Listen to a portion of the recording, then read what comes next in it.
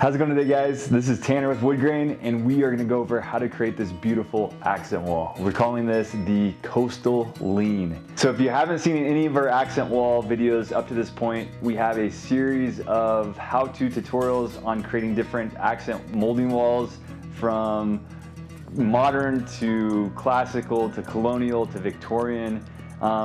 Check our videos out below to get inspiration for your own accent wall. So the idea is to essentially show you step by step on how to create your own. So obviously every room is going to be a little different as far as your length and height of your ceiling.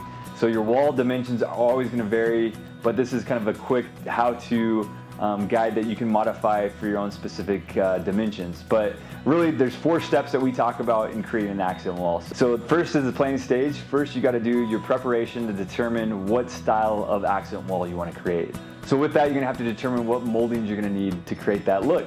Along with that, you should probably determine what color you're going to paint it. That can actually come after the fact, but it's kind of nice to have a full vision on what you're going to create. In that stage, we always recommend writing down your dimensions of your wall and drawing a grid to give you guys a visual. Obviously, it's not going to be perfect. This is something that is sketched up on the spot, but this will give you an idea on what you're trying to create. It will let you know your spacing, and you can kind of do your math to get ready for the actual cuts. So that gets us into our next step of the process, which is measuring. So measuring your height and your length of your wall, and really determining what cuts you need to be made. So on this specific wall, we need to determine what our angle of our molding was going to be. And really, we kind of put to do that, we just put a molding on the wall and determined what looked best. We essentially determined that a 60-degree angle was what we wanted to accomplish with this. So within our measuring, we're going to be using tape measure, and it's nice to have a laser level as well during this process, so you can actually grid out your specific angle of your molding. You can lay it up on the wall and get a visual on how that's going to lay. You can essentially create a template to help you space out your molding.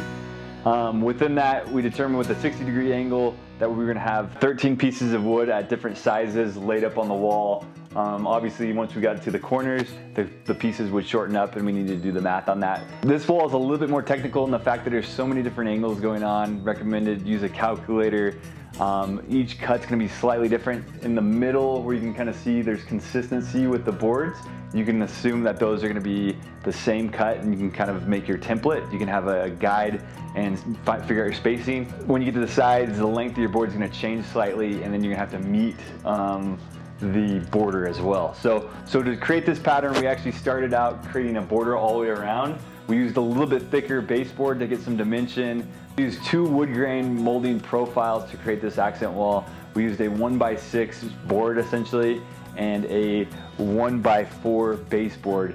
So with this specific wood, we actually just grabbed some right off the saw and didn't necessarily take it through the prime line to get painted. We just didn't have enough time, but typically all of our moldings can become primed and easy to install and ready for paint. So third step in the process, we have install. So install, we're going to be using our nail gun, we're going to be using a stud finder and a laser level. We have essentially, it makes it a little easier, especially with boards, having 2 people to help. So we had a nice team of 3 people to help us lay up the wood. Went pretty quick. This was actually one of our faster installs. Once we figured out the angles that we needed to be cut and the consistency, we were able to crack this out in a couple hours. So 4th step in the process was our finishing, and this is probably one of the most underrated steps in the process. It's important to essentially get that finished look and that craftsmanship that you want to portray. We used our caulking for all the seams, so we ran caulking along every single seam throughout this project. As you can see, there's a lot of seams. And then we filled our nail holes with putty. So then after the fact, we went back and sanded it to make sure everything was smooth and clean. And then to wrap things up, we painted. So we did 2 coats of paint. The fact that this didn't have a primer, we went back and did a 2nd coat. We masked everything off and used a spray gun to get the finish that we wanted to. So obviously there's a lot of different ways you can paint. You can do brush, you can do a roller, or a spray gun. Spray gun, if you have the right spray gun, it can go really quickly and give a really nice finish.